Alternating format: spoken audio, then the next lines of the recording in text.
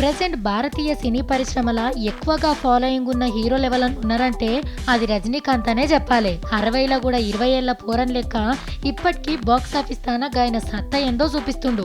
ఇక తమిళ్తో పాటు Telugu, Hindi, Japanese భాషలల్లా తలైవాకున్న craze అంతా ఇంత కాదు. రజనీ యాక్ట్ చేసే సినిమాలు దునియా మొత్తంలో రిలీజ్ అవుతుంటాయి. ఇక గీ దళపతి ఒక సినిమాకు తీసుకునే పారితోషికం కూడా ఒక రేంజ్ ఉంటది. కబాలి తర్వాత రజనీ శంకర్ డైరెక్షన్ లా రోబోట్ 2.0 సినిమా చేస్తుండు. ఈ సినిమాకి కూడా రజనీ మస్తు పైసలు తీసుకుంటుండట. అసొంటిది ఈ సినిమాకి రజనీకాంత్ కంటే ఈ సినిమాలో విలన్ గా నటిస్తున్న అక్షయ్ కుమార్ కే ఈ సినిమాలో ఎక్కువ పైసలు ఇచ్చిర్రట. అందుకే ఈ సినిమా ఫస్ట్ లుక్ దావత్లా తలైవా ఈ సినిమాలో హీరో నేను కాదు అక్షయ్ కుమార్ అని చెప్పి అందరినీ జర్రంత ఆశ్చర్యానికి గురి చేసిన సంగతి తెలిసిందే కదా.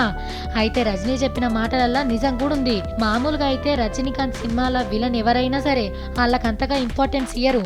కానీ 2.0 ఫస్ట్ లుక్ పోస్టర్లా రజనీతోని సమానంగా అక్షయ్ కి మస్తు ప్రాధాన్యం ఇచ్చిండు డైరెక్టర్ శంకర్. రజనీకి ఎంత స్టార్డమ్ ఉన్నా అది సౌత్ వరకే పరిమితం.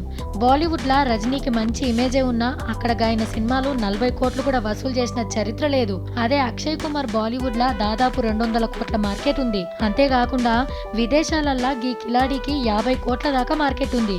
ఇవన్నీ 2.0కి హెల్ప్ గానున్నాయి.